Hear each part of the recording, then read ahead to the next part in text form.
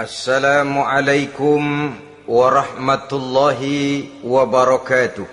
Waalaikumsalam warahmatullahi wabarakatuh.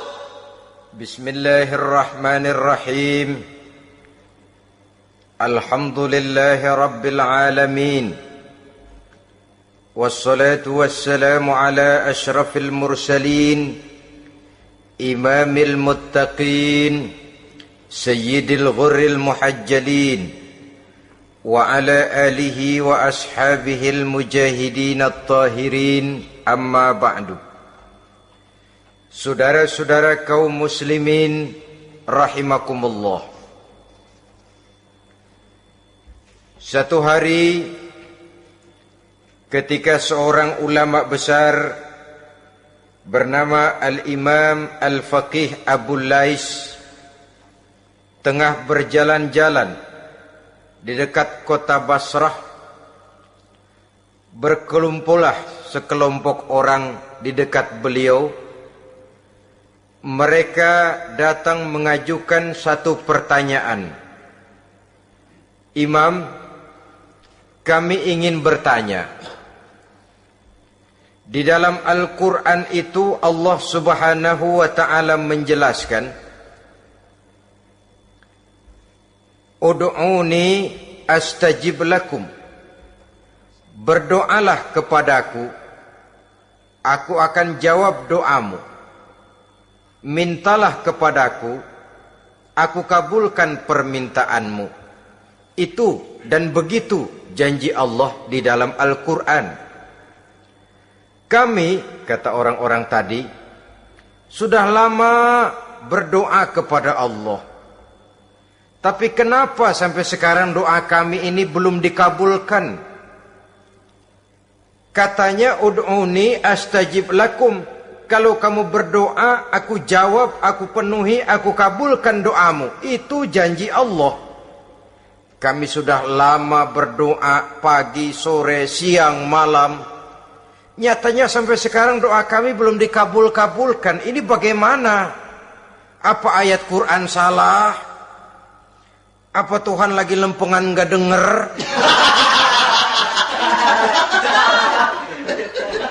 Apa doa kami yang terbalik? Kelihatannya sepele saja ini. Doa tidak didengar oleh Allah. Permohonan tidak dijawab, tidak dikabulkan oleh Allah. Tapi sebenarnya kalau kita mau merenung, kemalangan apa yang paling besar dalam kehidupan ini? Selain daripada kalau permohonan dan doa kita sudah tidak dihiraukan oleh Allah. Artinya hidup sudah tidak diopeni oleh Allah. Jangankan Allah, saudara-saudara, kita nggak diopeni sama mertua saja bingung. Ini mertua diem aja, kalau saya salah apa salahnya, kalau ada yang dikepengenin apa kepengenannya, boyak ngomong kenapa diem begitu. Ini tidak diopeni oleh Allah. Kemalangan apa yang lebih malang selain daripada kalau doa sudah tidak didengar oleh Allah. Itu sudah kemalangan yang paling malang, lebih malang dari kota Malang saya kira.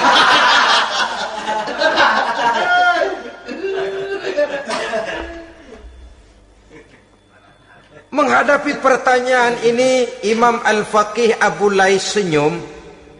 Lalu beliau berkata, tuan-tuan, tahu kenapa doa tuan-tuan tidak dijawab, permohonan tidak dikabulkan? Allah sudah tidak memperdulikan tuan-tuan ini. Kami tidak tahu, Imam, maka kami bertanya. Begini, hati tuan-tuan itu mati. Dari hati yang mati, channel tidak nyambung kepada Allah. Dari channel yang putus tidak ada getaran strom, bagaimana akan timbul gejala? Hatimu mati, jadi pantas kalau doa tidak dikabulkan, permohonan tidak dipenuhi, doa tidak terjawab, hatimu mati. Saudara-saudara kaum muslimin, dari hati yang mati ini, getaran tidak akan sampai ke hadratullah azza wa jalla.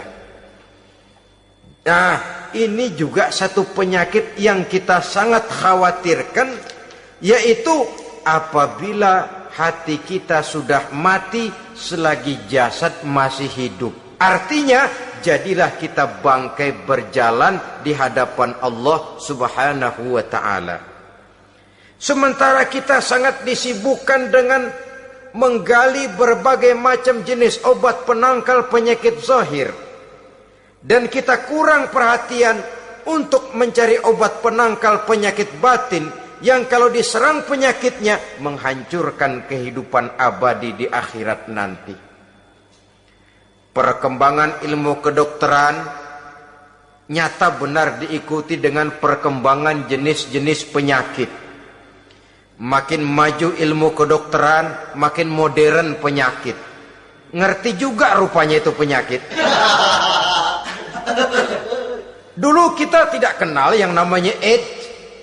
Kita tidak tahu yang namanya liver. Kita tidak kenal yang namanya stres. Paling yang banyak cika, masuk angin, dan sebagainya. Tapi baiklah, penyakit-penyakit batin yang menyebabkan hati menjadi mati, dan dari hati yang mati, doa tidak naik, tidak didengarkan oleh Allah Subhanahu wa ta'ala. Nah, kata orang-orang tadi, yang menyebabkan hati kami mati ini apa, Imam? Beliau menjawab, pertama, araftumullaha wa lam tu'tuhu haqqahu. Yang menyebabkan hatimu jadi mati, pertama, kamu kenal benar kepada Allah, tapi haknya untuk disembah, kewajibanmu untuk menyembah, tidak pernah kamu laksanakan. Bagaimana Allah tidak akan jauh dari kita kalau kita tidak akan mengadakan pendekatan kepadanya. Dan pendekatan kepada Allah hanya bisa kita tempuh melalui jalur kegiatan ritual ibadah. Allah akan terlalu jauh apabila kita hanya membicarakannya lewat filsafat dan renungan yang mendalam. Tapi Allah akan dekat dan terasa hadir dalam hidup apabila kita dekati ia dengan pelaksanaan ibadah kepadanya. Kamu kenal Allah, tapi hakmu untuk menyembah, kewajibanmu untuk menyembah, haknya untuk disembah, tidak pernah kamu laksanakan. Kalau soal Allah, kita kenal bukan main. Bahkan tidak hanya kita mengajarkan kenal juga kepada anak-anak kita. Kalau ditanya siapa pencipta matahari, bulan dan bintang, Allah. Siapa pencipta lautan, gunung, hutan belantara dan sungai-sungai? Allah. Siapa pencipta bumi, matahari dan sebagainya? Allah. Sembahyang apa enggak? Bagaimana nanti?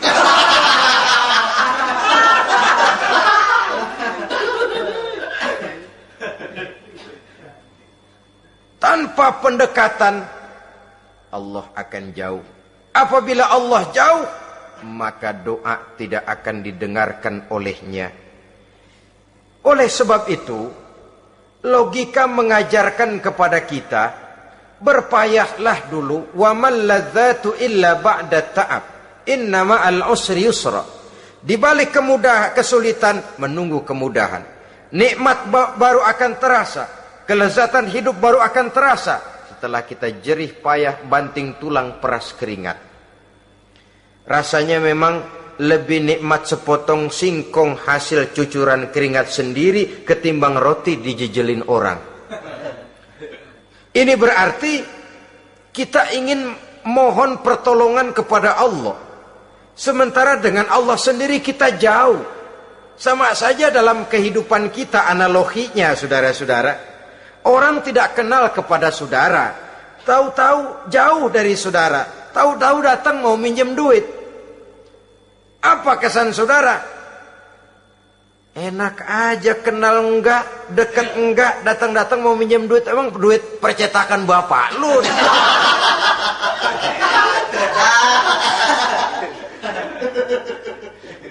Sedangkan yang kita kenal, sedangkan yang kita bertemu tiap hari, Sedangkan yang sering datang ke tempat kita, kalau satu saat dia pinjam duit, toh kita kadang-kadang masih mikir.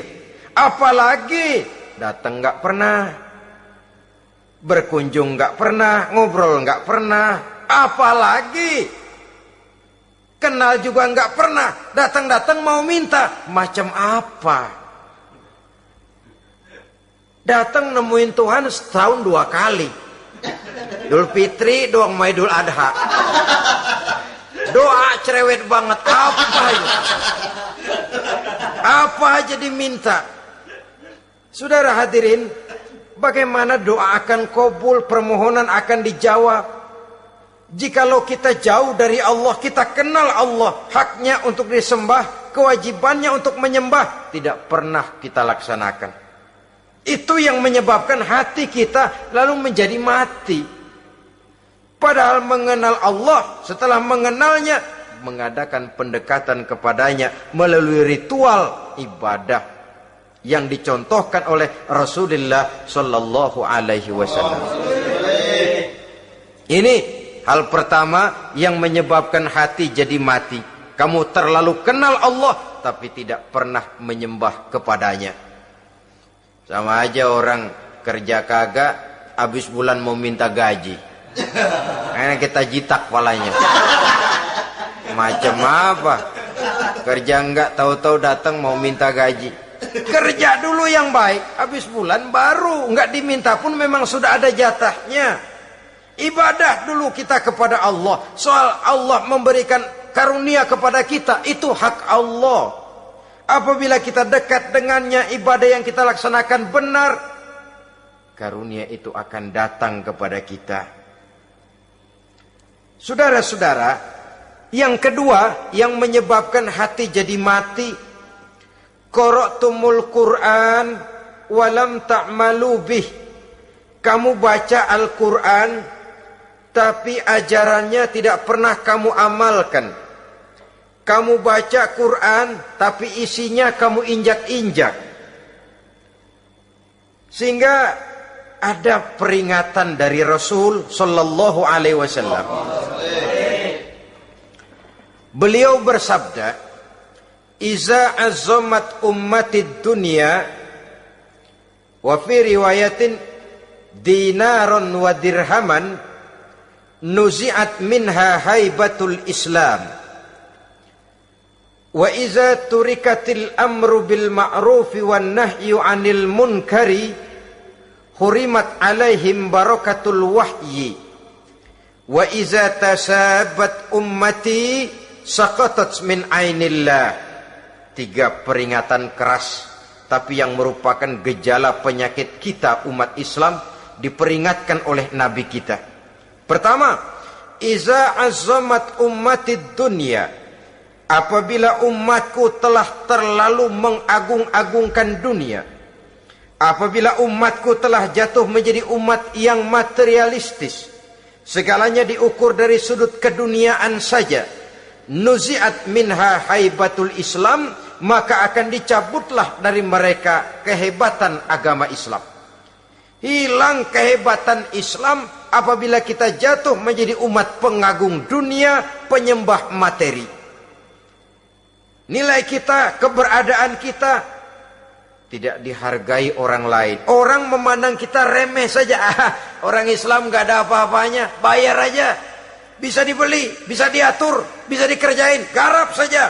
Nuzi'at minha haibatul Islam, hilang dari mereka kehebatan Islam ini. Kenapa? Mereka telah mengagungkan dunia dan menjadikannya sebagai tujuan. Padahal dunia cuma alat, materi cuma alat, harta cuma alat.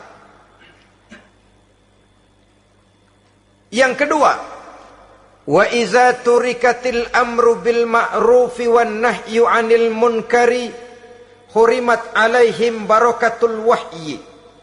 Apabila telah ditinggalkan amar ma'ruf dan nahi munkar, maka hilanglah keberkahan wahyu. Ini yang ada hubungannya dengan masalah kita. Kita baca Quran, kita tidak amalkan isinya. Bagaimana hati tidak jadi mati? Amar ma'ruf dan nahi munkar ditinggalkan orang, hilang keberkahan wahyu. Pada saat itu boleh jadi Quran ada, tapi cuma tinggal tulisan saja. Islam ada, cuma tinggal sekedar nama saja. Diseminarkan, disimposiumkan, dimuktamarkan, tapi tidak dijabarkan dalam kehidupan sehari-hari. Apabila amar ma'ruf dan nahi munkar telah ditinggalkan orang, hilang keberkahan Quran itu. Akibatnya apa?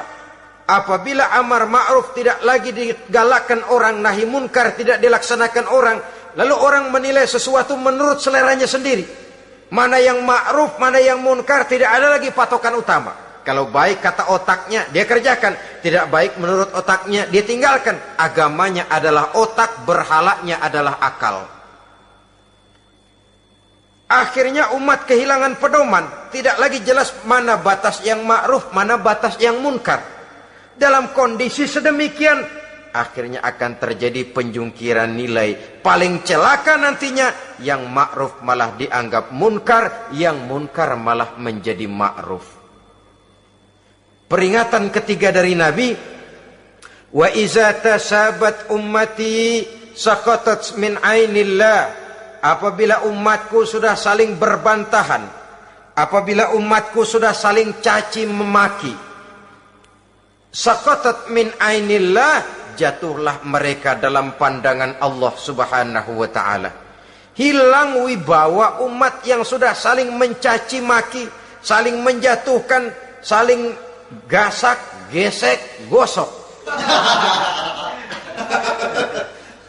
Justru agama menganjurkan kita ini saling asah, asih, asuh.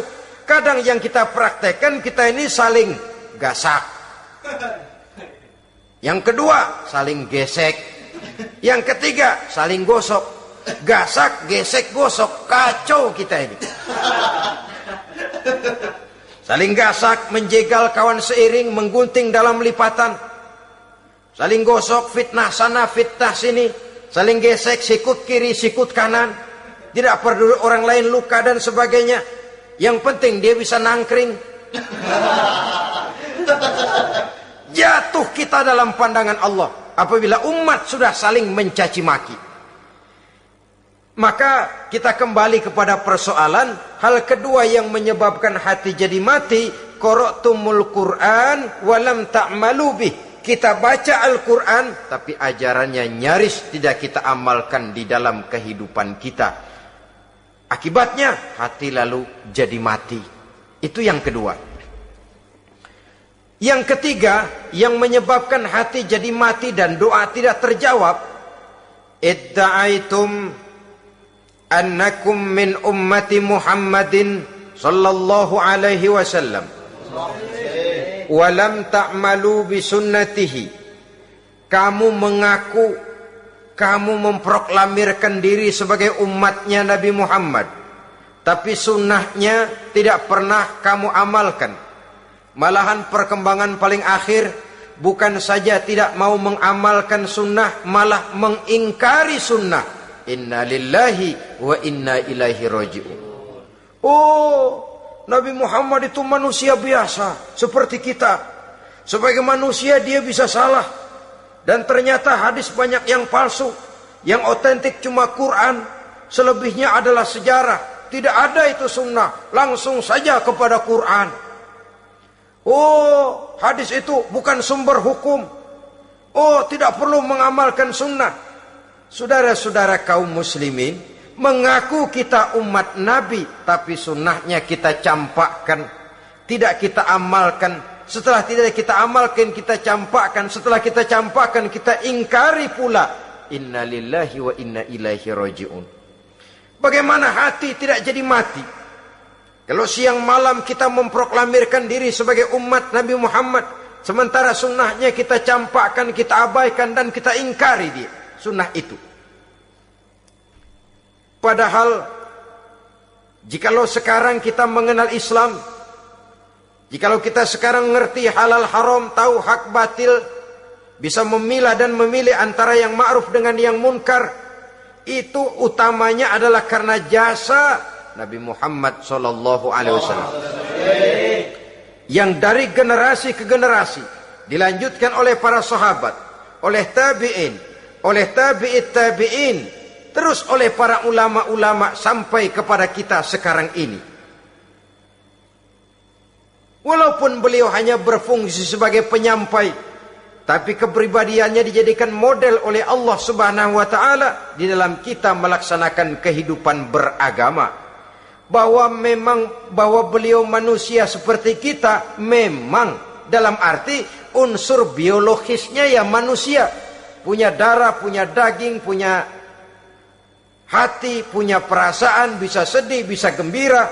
Tetapi beliau itu termasuk basyarun la kal basyar, manusia yang tidak seperti manusia pada umumnya, punya spesifik, dan itu wajar sebagai seorang rasul pilihan Allah, apalagi merupakan rasul pilihan dari sekian puluh pilihan. Bahwa jamrud itu batu memang, tapi nilainya kan berbeda dengan batu kolar. Satu truk batu kolar dengan barangkali segenggam batu jamrud, nilainya tentu jauh lebih mahal batu jamrud. Kalau soal batunya, sama batunya, tapi nilainya berbeda karena esensinya berbeda. Kita manusia, Nabi Muhammad juga manusia, sama manusianya memang, tapi kualitasnya, nilainya tentu jauh panggang daripada api. Itu sebabnya Allah menjadikan beliau sebagai model. Laqad kana lakum fi rasulillahi uswatun hasanah. Di dalam diri Rasul itu terdapat contoh teladan yang sangat baik bagi kita. Oleh karenanya, pada pertemuan kali ini, apabila kita konsekuen mengaku umat Nabi Muhammad, marilah konsekuen juga menegakkan sunnahnya. 3. Yang keempat, yang menyebabkan hati jadi mati dan doa tidak terjawab, akaltum ni'mata rabbikum walam tashkurulah. Tiap hari kamu makan nikmat Tuhanmu, tapi kamu tidak pernah mau bersyukur kepadanya, kepada Allah Subhanahu wa ta'ala. Nikmat Tuhan kita doyan banget. Tidak pernah sehari dan sesaat pun terlepas diri dan hidup ini dari nikmat-nikmat yang diberikan Allah. Sejak kita bangun tidur sampai tidur kembali, bahkan tidur itu sendiri, di pasar, di sawah, di kantor, dimanapun kita berada, nggak pernah nikmat Allah berhenti. Hidup kita dalam alam diberikan segala fasilitas untuk menunjang kehidupan. Gak pernah Allah pasang pajak matahari. Gak pernah Allah pasang pajak gas udara. Nikmat-nikmat yang banyak itu tiap hari kita kecap, tiap hari kita nikmati. Tapi kita tidak pandai bersyukur. Padahal Allah memberikan peringatan keras dalam hadis qudsinya. Man lam yashkur ala na'mai wa lam yasbir ala balai falyakhruj min tahti samai wal yatlub rabban siwaya. Siapa yang tidak mau bersyukur terhadap nikmat yang aku berikan kepadanya dan tidak mau bersabar terhadap ujian yang aku berikan kepadanya, silahkan keluar saja dari kolong langit ini dan cari Tuhan selain aku. Diusir oleh Allah. Kalau orang tidak mau bersyukur terhadap nikmat yang aku berikan dan tidak mau bersabar terhadap ujian yang aku timpakan, keluar dari kolong langitku, keluar, cari Tuhan selain aku. Diusir. Lah yang ngusir Allah. Anak sekarang bilang mau ke Menong.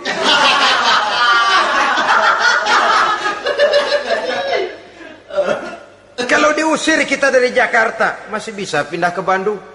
Diusir kita dari Bandung, bisa pindah ke Jogja, Solo. Diusir kita dari Indonesia, bisa pindah ke Singapura, Malaysia. Diusir dari kolong langit, mau cari langit mana lagi? Kalau kau tidak mau mensyukuri nikmatku, tidak sabar terhadap ujian yang aku berikan kepadamu, keluar saja, keluar dari kolong langitku ini, cari Tuhan selain aku. Kalau istilah kita mah Tuhan, udah jengkel banget udah itu. Nikmatku, yang nikmat yang aku berikan kau makan, tapi kepadaku engkau tidak pernah mau bersyukur. Saudara-saudara kaum muslimin rahimakumullah, wajar. Kita dulunya tidak ada, sekarang ada, nikmat. Susunan biologis manusiawi kita demikian cantik, nikmat.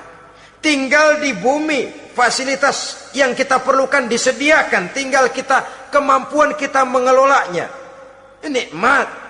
Diberikan kita otak yang membedakan kita dengan binatang, nikmat. Diberikan kita agama, diutus para rasul untuk jadi model dalam kehidupan kita, nikmat. Kalau cara kita emang kurang apa sih? Apa yang kurang, hei manusia? Engkau tidak ada, aku adakan. Kalau aku perintahkan kau tinggal di bulan, mungkin kau tidak akan sanggup hidup. Begitu lahir juga kelepek-kelepek habis. Ya nggak ada HO2 toh di bulan, mau ngisap apa? Aku tinggalkan kau, aku perintahkan tinggal di permukaan bumi. Alamnya indah, fasilitas serba menunjang. Nikmati semuanya, semuanya untuk kamu, semuanya. Satu pintaku, syukuri nikmat yang aku berikan kepadamu. Ya bukan cuma syukur dalam ucapan, syukur dalam perbuatan. Banyak nikmat yang diterima, makin banyak dia sujud, makin banyak dia ruku, makin banyak dia mengadakan pendekatan kepada Allah. Syukur dalam artian berupa tindakan dan perbuatan, mempergunakan nikmat sesuai dengan kehendak yang memberikan nikmat itu sendiri kepada kita. Saudara-saudara kaum muslimin rahimakumullah, ini penyakit yang keempat. Kamu makan nikmat Tuhanmu, tapi kamu tidak pernah pandai bersyukur kepadanya, mensyukuri nikmat yang diberikan tadi. Bagaimana hati tidak jadi mati? Kita sibuk mempersolek jasmani, mencari obat penangkal penyakit zahir. Maka yang ramai di zaman sekarang, saudara lihat, salon, fitness, senam, macam-macam jenis. Tidak ada salahnya dan tidak ada jeleknya. Tapi kalau itu sampai melupakan kita kepada memperindah batin, memperbaiki jiwa, artinya bukankah kita perlahan tapi mempersiapkan diri menjadi bangkai berjalan di hadapan Allah. Dengan operasi plastik, yang pesek jadi mancung, yang sipit jadi belok, kulit keriput jadi kencang, pipi terlalu cekung bisa diatur. Saudara-saudara, tapi kalau hati yang rusak, jiwa yang rusak, kemana lagi kita akan berobat kalau bukan kepada agama? Maka hati itu jadi mati apabila kita selalu memakan nikmat Allah dan tidak pandai mensyukuri nikmat itu. Dari hati yang mati tidak akan ada getarannya. Oleh sebab itu doa tidak terjawab. Selanjutnya, yang menyebabkan doa tak terjawab dari sebab matinya hati, qultum annal mauta haqqun wa lam tasta'iddu lahu. Kamu berkata, kamu yakin bahwa mati adalah sesuatu yang benar, tapi kamu tidak pernah punya persiapan untuk mati. Padahal menurut logika, orang yang akan bepergian jauh tentu dia harus mempunyai bekal yang cukup. Semakin jauh jarak perjalanan yang akan ditempuhnya, semakin banyak perbekalan yang harus dibawanya. Dahulu, seketika beberapa jamaah dari Yaman akan melaksanakan ibadah haji dengan nekat, mereka berprinsip, pokoknya kan berangkat haji jadi tamunya Allah, nanti Allah yang akan ngelayanin. Mereka nekat, modal badan doang berangkat. Diadukan kepada baginda Rasul, lalu turun peringatan dari Allah, wa tazawwadu fa inna khairaz zadi taqwa. Jangan begitu, bawa bekal, sesungguhnya bekal yang paling baik adalah takwa. bahwa berangkat dengan bekal takwa itu bekal yang paling utama, tapi bekal-bekal yang lain pun jangan diabaikan. Kalau kita akan berangkat untuk tujuan yang baik, bekal yang paling utama memang takwa. Tapi tidak berarti harus mengabaikan bekal-bekal yang lain. Begitulah, semakin jauh perjalanan yang akan kita tempuh, semakin banyak bekal yang harus kita hadapi. Kalau saudara mau pergi ke Surabaya, tidak membawa bekal kemudian berani berangkat, rasanya sih saya pikir itu bukan berani, nekat namanya. Sama saja orang belum pernah sembahyang mati. Nekat tuh orang, berani amat. Belum berbuat kebaikan barang sedikit pun sudah mati, nekat namanya itu. Sama saja tadi, nggak bawa bekal apa-apa berangkat ke Surabaya. Sampai Surabaya belum tentu, sengsara udah jelas. Belum punya bekal yang baik sudah mati.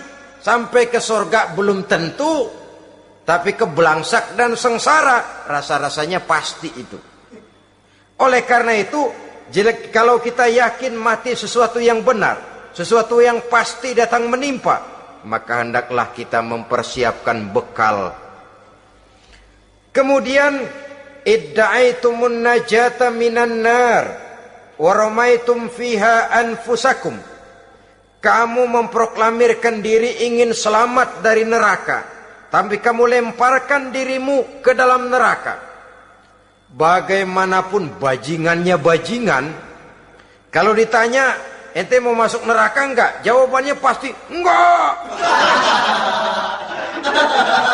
Itu pasti perbuatannya sendiri yang melemparkan dirinya ke dalam neraka, membiarkan dirinya berlarut-larut, bertimbun-timbun dalam dosa dan kesalahan, dan tidak akan ada niatan untuk memperbaiki diri. Hanyut di meja judi, habis ditelan minuman keras, fitnah sana, fitnah sini, hasud sana, hasud sini. Padahal mulutnya ingin selamat dari neraka, perbuatannya malah melemparkan dirinya ke dalam api neraka. Tidak ada orang yang lebih sayang kepada diri kita selain kita sendiri. Dan menyayangi diri itu tidak cuma dengan memandikannya sehari 3 kali, memakaikannya parfum dengan segala macam merek, memakai sabun yang wangi-wangi, minyak yang harum-harum. Lebih daripada itu, jaga dan sayangi diri.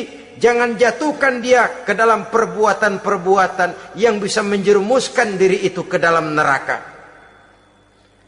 Kemudian disambung oleh Imam Al-Faqih Abu Lais yang menyebabkan doa tidak terjawab karena hati mati. Idda'aitum dukhulal jannah walam ta'malu laha. Kamu ingin masuk surga, tapi kamu berat mengamalkan perbuatan yang bisa menyampaikan kamu ke surga. Semua kita kalau ditanya, mau masuk surga? Mau. Tapi jarang yang berlomba melakukan perbuatan-perbuatan yang bisa menyampaikan kita ke surga. Kemudian yang terakhir kata Imam Al-Faqih Abu Lais, dafantum mautakum walam ta'tabiru laha. Kamu menguburkan orang yang mati di antara kamu, tapi kamu tidak bisa mengambil iktibar, tidak bisa mengambil pelajaran dari mayit yang jenazah yang kau kuburkan itu. Mestinya kan nguburin orang tuh membuat sadar. Iya, kalau sekarang dia saya baringkan di liang lahat, menghadap ke arah kiblat, bantalnya tanah. Setelah itu ditutup dengan papan, lalu ditimbun dengan tanah. Iya, sekarang giliran dia, giliran saya, entah besok, lusa, bulan depan, tahun depan, tapi pasti mengubur mayat, mengubur jenazah, tapi tidak bisa mengambil iktibar dari yang dilaksanakannya itu. Ini merupakan penyakit-penyakit batin yang merupakan handicap, yang menimbulkan jarak antara kita dengan Allah Subhanahu wa ta'ala. Pantas kalau itu semua ada pada diri kita, hati jadi mati. Dari hati yang mati, doa tidak akan tembus. Kita tidak lagi akan diperdulikan oleh Allah Subhanahu wa ta'ala. Dan itu sekali lagi kemalangan yang terbesar dalam kehidupan kita. Bagaimana jalan keluarnya? Pertama, memperbaiki batin kita, menyelamatkan diri daripada penyakit-penyakit yang bisa mematikan hati seperti yang sudah saya sebutkan tadi. Yang kedua, berdoa dengan adab, sehingga tata cara di dalam kita bermohon kepada Allah Subhanahu wa taala dibicarakan secara khusus oleh Al-Imamul Ghazali dalam kitab Ihya beliau yang disebut adabud doa. Adab di dalam kita melaksanakan doa kepada Allah Subhanahu wa taala. Setelah batin ini bersih dari penyakit-penyakit hati yang bisa menyebabkan hati jadi mati, berdoalah kita kepada Allah. Bagaimana adabnya? Kata Imamul Ghazali rahimahullah, yang pertama hendaklah ia di dalam berdoa itu memilih waktu yang mulia. Minal awqatis syarifah, kata beliau. Memilih waktu-waktu yang punya nilai mulia. Ramadan dalam 1 tahun, Jumat dalam tiap minggu, sepertiga malam yang akhir pada setiap hari. Waktu-waktu yang punya nilai mulia. Walaupun misalnya saudara berdoa pada hari Kamis, tidak ada halangannya Allah mau kabulkan. Ini tidak berarti bahwa kalau sudah berdoa hari Jumat lalu hari Kamis tidak mau berdoa, tidak. Lebih memilih mengintai waktu-waktu yang punya nilai mulia. Lailatul Qadar sekali dalam setahun. Waktu-waktu yang punya nilai mulia. Logikanya begini, saudara-saudara.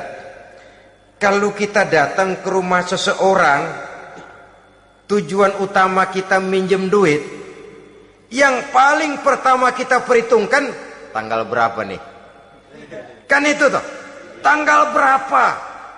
Kalau tanggal 20 atuh minjem duit, orang lagi ngap-ngapan, boro-boro dia bisa minjemin, dia sendiri mungkin lagi pusing. Kita lebih dulu kita amatin tanggal berapa nih, yang enak sore apa siang, jam 2. Jam 2 dia baru pulang dari kantor, tapi giliran tidur. Kalau dia tidur dibangunin datang mau minjem duit, kagak dimaki-maki juga kebagusan deh. Kan kita lihat waktunya, timingnya kata orang sekarang. Tanggal berapa, sore apa malam, apalagi gulem apa terang bulan. Itu semua sudah kita atur sedemikian rupa, memilih waktu. Yang kedua kata Imamul Ghazali, memilih keadaan yang istimewa. Kalau tadi soal waktu, yang kedua soal keadaan. Ada situasi-situasi di mana doa itu diijabah oleh Allah Subhanahu wa taala. Di antaranya kata Imam Abi Hurairah, "Inda zahbis sufuf fi sabilillah." Pada waktu mengatur barisan perang membela agama, di situ doa kabul. Inda nuzulil ghais, ketika turun gerimis, di situ doa makbul. Inda iqamis shalah, ketika salat mau didirikan, riwayat lain bainal azan wal iqamah, antara azan dan qomat, di situ doa makbul. Itu memilih keadaan-keadaan. Kemudian yang ketiga kata beliau, berdoa menghadap kiblat. Ya, apa kalau doa madhab mudik Tuhan gak tahu? Tahu. Tuhan gak dengar? Dengar, cuma lebih etis. Lebih etis kalau kita berdoa menghadap ke arah kiblat. Saudara-saudara kaum muslimin rahimakumullah. Yang keempat, hifdzus shaut, menyederhanakan suara. Tidak terlalu keras, juga tidak terdengar orang lain, apalagi kalau doa kita diaminkan oleh orang lain. Tidak usah terlalu keras. Kenapa? Karena Allah yang kita meminta kepadanya bukan zat yang tuli, bukan zat yang buta, bukan zat yang tidak dengar, bahkan dia maha dengar. Juga tidak terlalu seperti orang berbisik-bisik, apalagi kalau doanya doa bersama-sama. Tapi kadang-kadang terdorong oleh husnuzon dari para makmum saja. Tidak peduli apa yang dibaca oleh imam, yang kedengaran cuma amin aja gerengan. Amin, amin, amin, amin, amin, amin.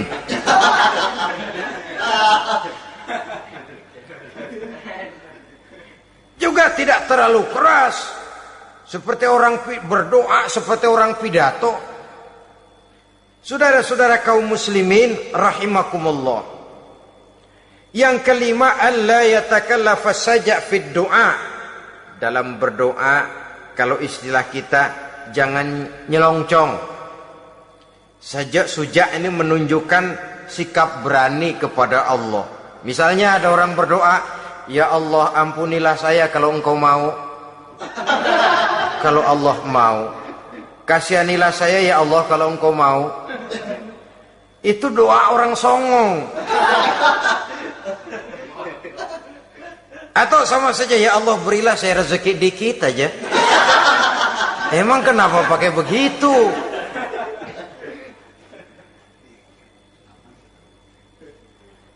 Allah yatakallafa saja fid du'a. Yang keenam kata Imam Al-Ghazali, at-tadarru' wal khusyu'. Dengan tadarru' dan khusyu', dengan sikap tawadu, benar-benar ya seperti kita lah kalau datang memang menghajatkan pertolongan dari seseorang, segala action kita atur supaya hajat kita itu kabul, kan begitu. Kadang-kadang istilah orang kalau perlu ngesor mah ngesor dah, yang penting permintaan dikabulkan, gitu saja. Kita lihat sekarang ini, ramai orang bicara soal film-film Parno. Kelihatannya pendatang-pendatang baru, pokoknya asal bisa main dah, bugil ya bugil dah. Yang penting nyohor, bisa tampil. Walaupun dalinya semua sama, mula-mula cuma iseng. Adegan panas bagaimana? Kalau tuntutan skenario apa boleh buat? Apa boleh buat? Emang nggak bisa milih. Setelah film beredar baru saya juga jijik ngeliat, lah tadi kemana waktu bikin? Udah jadi baru jijik, bikinnya merem memang itu.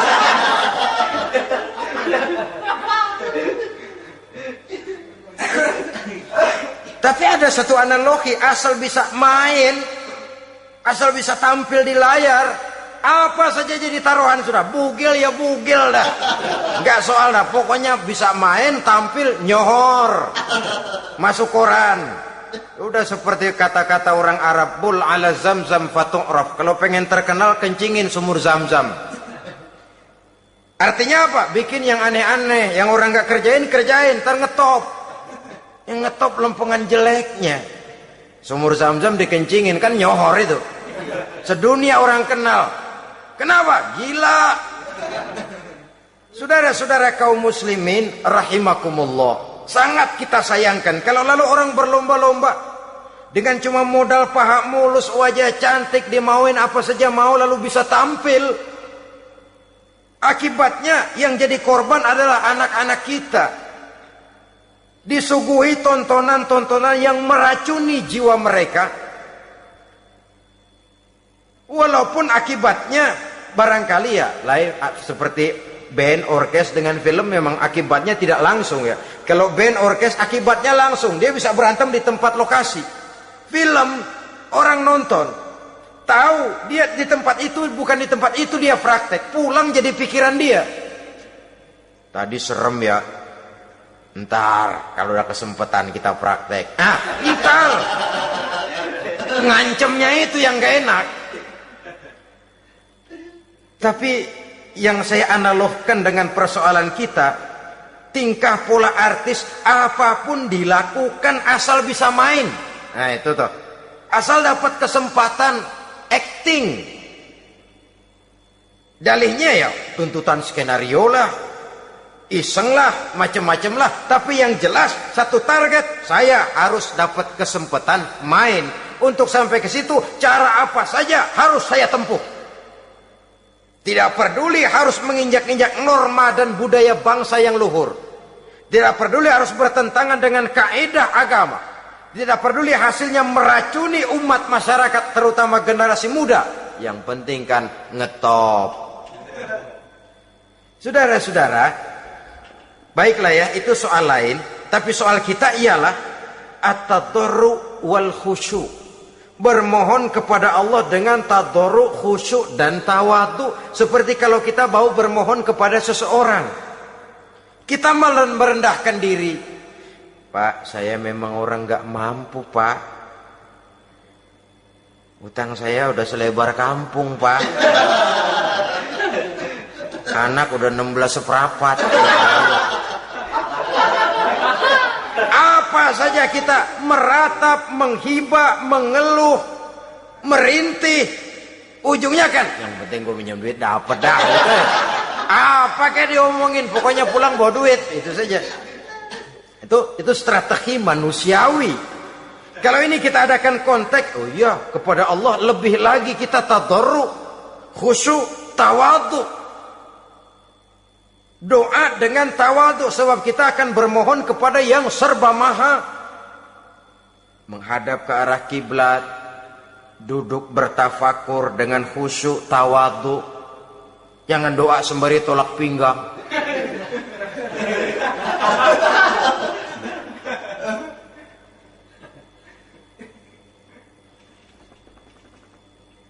Yang ketujuh, kata Imamul Ghazali, ayyujzimad du'a wa yuqina bil ijabah.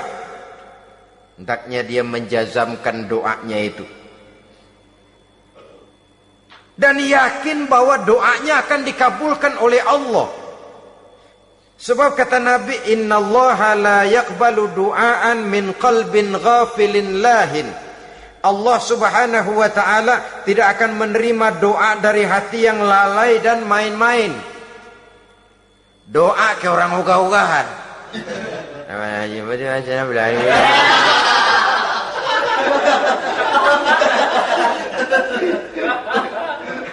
Kali malaikat nyongok dong, lu minta apa lu?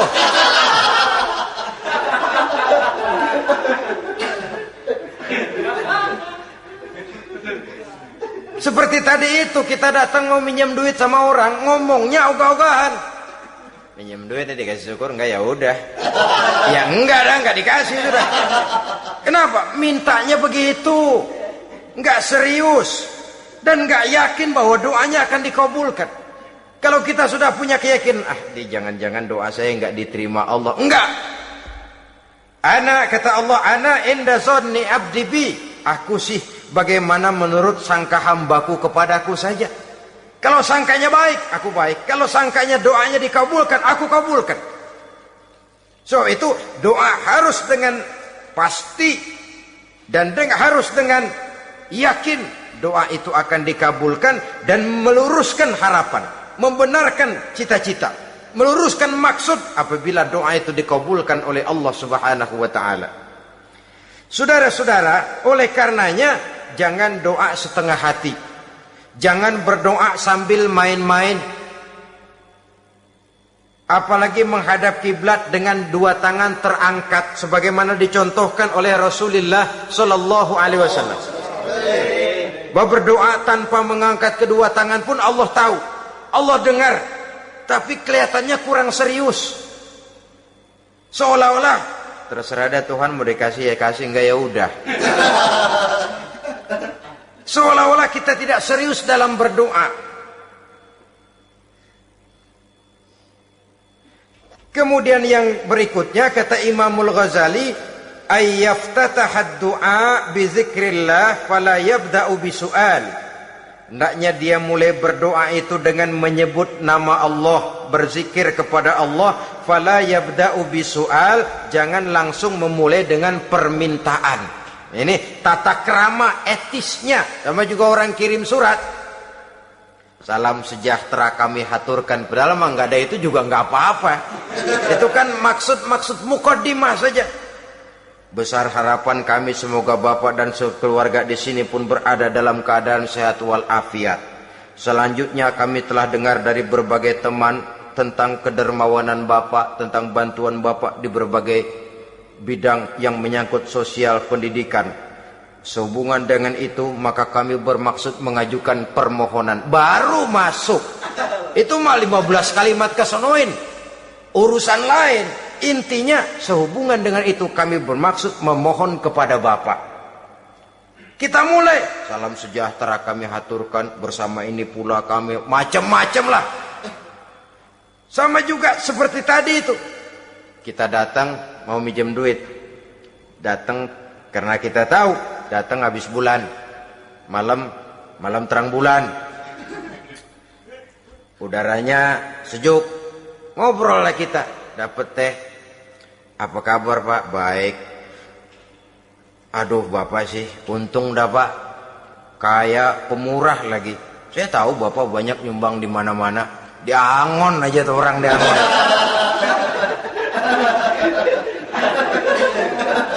Kira-kira udah mau telap aja baru dikedat. Ngomong-ngomong Pak. Nah. Mulai nih kalau udah ngomong-ngomong. Ngomong dah tuh mulain. Baru masuk. Jadi etisnya berdoa itu dimulai dengan zikrullah. Karena itu umumnya dimulai dengan Alhamdulillahirabbil alamin. Kita puji dulu Allah. Alhamdulillahirabbil alamin hamdan yuwafi ni'amahu wa yukafi'u mazidah. Kita puji dulu Allah. Seperti orang tadi lah. Kita puji dulu kebaikannya. Walaupun pada akhirnya kita minjem duitnya. Ya, sebenarnya Allah nggak perlu dipuji toh. Dipuji atau tidak Allah tetap termulia. Ini etis manusia. Allah tidak berharap untuk dipuji oleh manusia. Allah tidak untung seluruh alam memujinya. Manusia mau memuji atau tidak itu urusan manusia sendiri. Allah tidak minta untuk dipuji. Allah juga tidak gila kepada pujian. Kalau kita memulai doa dengan pujian, etis kita kepada Allah Subhanahu wa taala di dalam kita bermohon kepadanya. Saudara-saudara kaum muslimin rahimakumullah. Kemudian menyesuaikan doa dengan kondisi. Ini termasuk syarat batin ya, taubat, waraddul mazalim kata Imam Ghazali, menolak segala macam kezoliman. Artinya kalau berdoa itu tahu diri. Kalau gaji kita sebulan 700 atau 800 900 ribu, berdoa minta rezeki 1 juta, itu tahu diri namanya. Kan cuman kurang 100 ribu. Ya, kalau kerja kagak minta gajian 1 juta. Pengen doa dikabulkan, rasanya secara etis nggak tahu diri orang berdoa seperti itu. Orang datang mau minta duit, mau pinjam duit kepada kita, kan kita lihat kira-kira mampu ngembaliin nggak nih orang. Kita lihat, kita evaluasi kemungkinannya. Lalu si yang minjem tentu tahu diri. Kalau memang kekuatannya ngembaliin tidak seperti kekuatannya mulangin, hendaknya dia timbang rasa. Begitu juga kepada kita etisnya kepada Allah Subhanahu wa taala. Tahu diri, menyesuaikan doa dengan keadaan. Kalau tidak ada gap terlalu jauh panggang daripada api, nanti nasibnya bagai si pungguk merindukan bulan. Apabila adab-adab di dalam berdoa ini kita perhatikan, sejak dia dari adab yang zahir sampai kepada adab yang batin, kemudian penyakit-penyakit yang membuat hati itu jadi mati, maka insya Allah doa kita dijabah oleh Allah Subhanahu wa taala. Dalam Al-Baqarah ayat 186 Allah Subhanahu wa taala menjelaskan, wa iza sa'alaka ibadi anni fa inni qarib ujibu da'watad da'i iza da'ani falyastajibu li wal yu'minu bi la'allahum yarshudun. Apabila hambaku bertanya kepadamu Muhammad tentang aku, kata Allah, fa inni qarib, katakan kepadanya aku dekat sekali dengan mereka. Ujibu da'watad da'i iza da'ani, aku akan jawab aku kabulkan permohonan orang-orang yang berdoa kepadaku. Falyastajibuli wal yu'minu bi, maka hendaknya mereka juga menjawab panggilanku atas dasar iman kepadaku. La'allahum yarsyudun, semoga dengan ini mereka kelak mendapat petunjuk. Saudara-saudara, Al-Baqarah 186 ini dengan nyata menjelaskan kepada kita, Allah akan menjawab doa, mengabulkan permohonan apabila kita falyastajibuli wal yu'minu bi, juga menjawab panggilan Allah atas dasar beriman kepadanya. Logikanya tadi itu, araftumullaha wa lam tu'tuhu haqqahu. Kita tidak pernah mau menjawab panggilan Allah sementara kita berharap doa kita dijawab oleh Allah. Apa enggak pincang?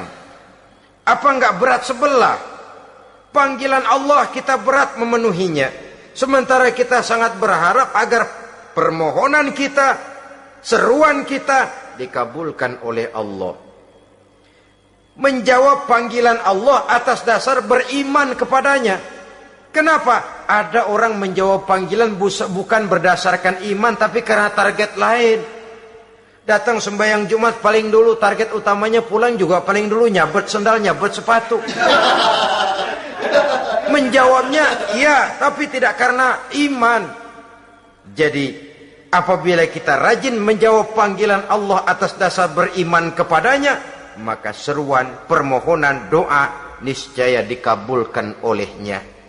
Ini saja, mudah-mudahan ada manfaatnya. Terima kasih atas segala perhatian. Mohon maaf atas segala kekurangan.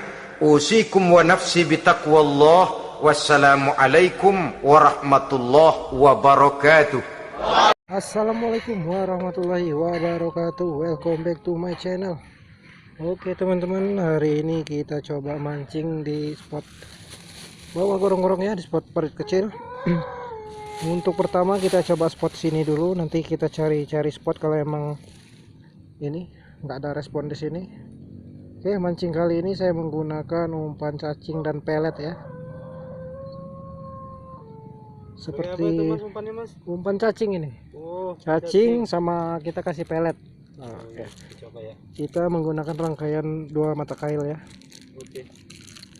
Oke, mudah-mudahan ada rezekinya. Amin ya rabbal alamin. Oke, kita tuh mancing juga sama adek lagi sana.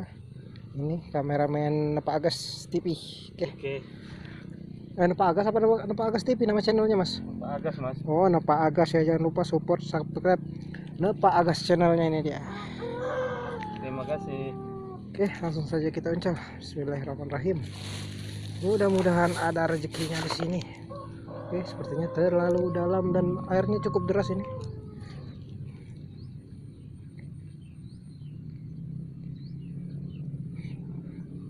Kita udah lama nggak mancing di sini. Di bawah ini tuh, Mong. Bawah. Di bawah pancurannya itulah. Yang biasa berisi.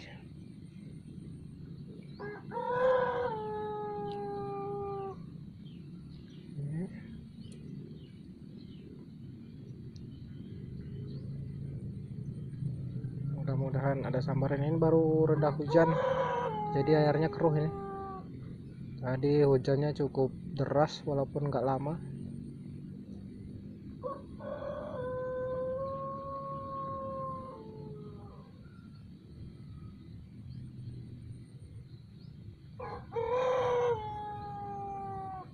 Terlalu dalam ini, terlalu dalam. Oke, kita tunggu sambaran respon dari ini ikannya.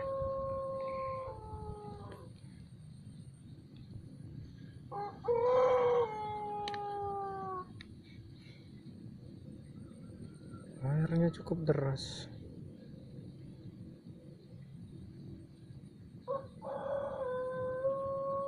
Mungkin ikannya masih sembunyi kali ya. Iya, belum ini dia mencium bau umpan kita.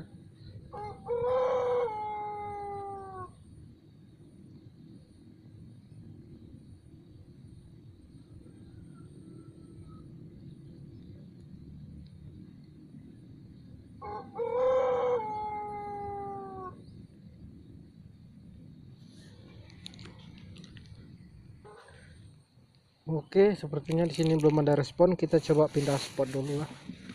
Nanti kita kesini lagi. Udah baru sampai, kita tes spot dulu.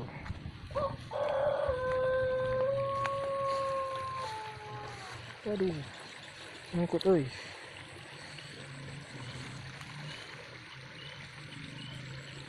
Airnya cukup deras. Kita coba di sini.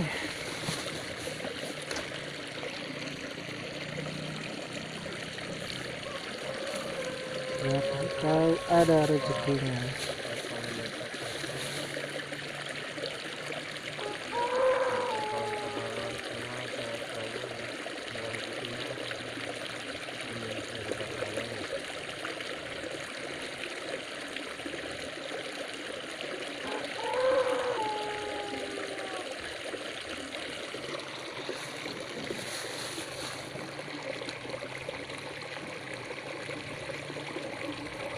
Oke, ada sambaran itu, ada yang makan.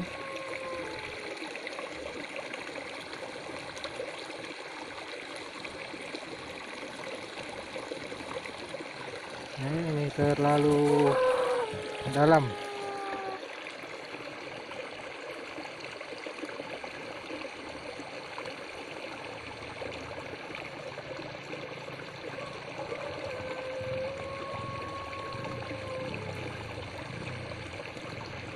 Wih, deras sekali arusnya ini, di bawah arus. Di bawah arus.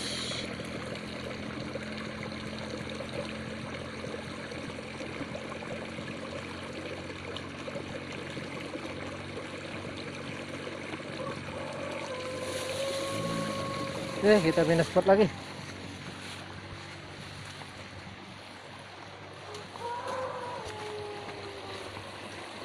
Kita cari-cari spot.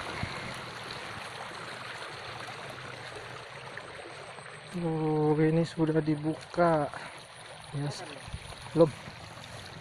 Biasanya di sini ada ikan-ikan yang bersembunyi. Aduh.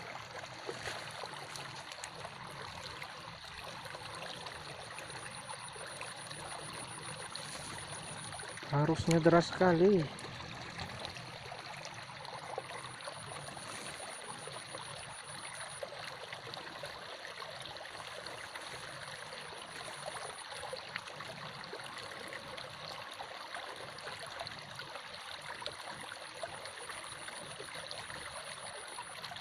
Wih, ada yang makan, mantap.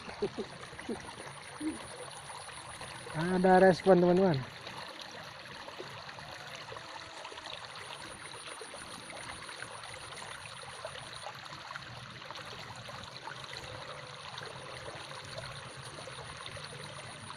Aduh,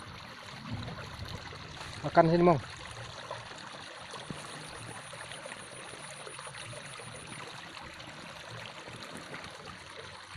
Oke, mana ikan tadi?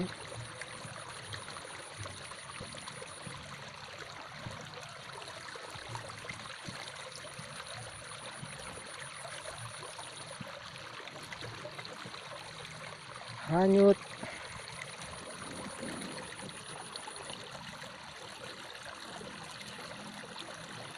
Belum ada sambaran. Tadi sudah ada yang nyambar tadi sekali. Ada tadi. Ada.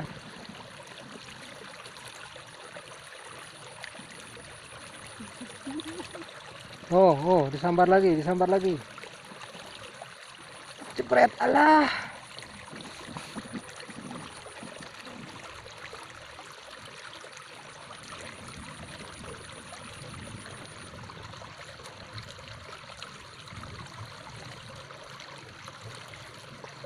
Oh, ikan apa itu tadi yang makan?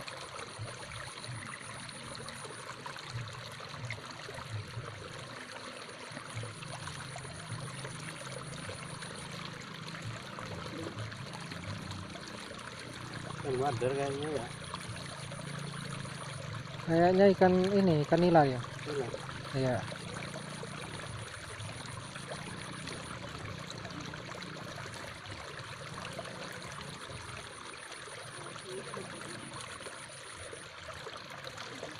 Hmm, hmm. Alah, hanyut ini. Harusnya cukup deras. Alah, apa itu? Main-main dia.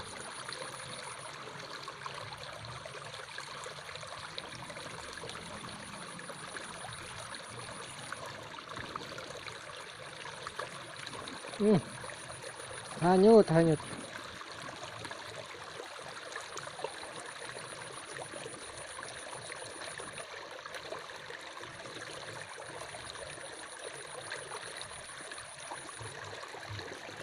Oh, selain hanyut mungkin ikannya nggak begitu besar. Kita pindah spot. Nah, ini bagus ini spotnya.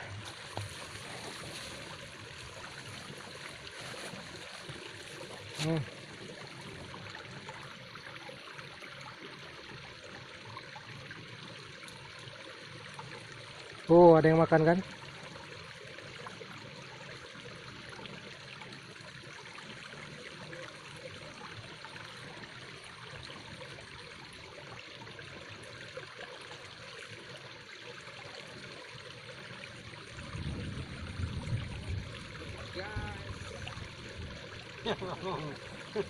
Belum ada. Di bawah.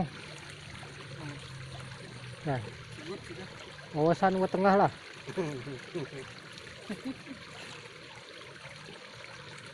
Guys.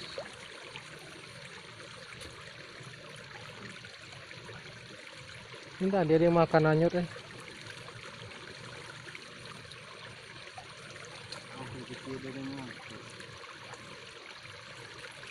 Rezeki.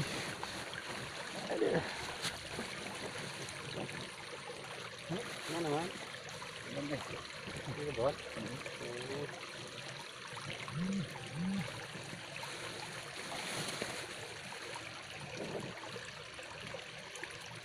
Belum ada yang nyamar sini. Pindah spot lu.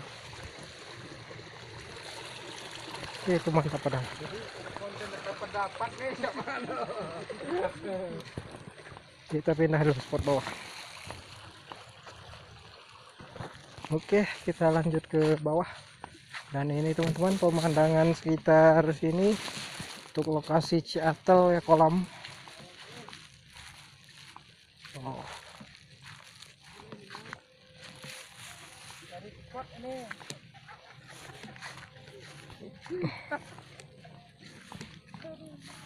Kita cari spot.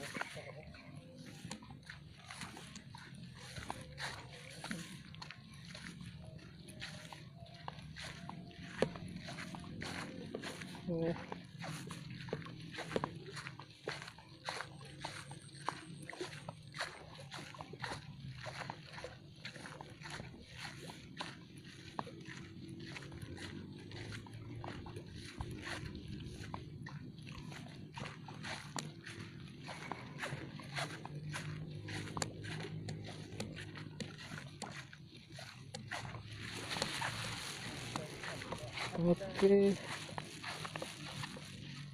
mantap. Oke, kita lanjut nanti.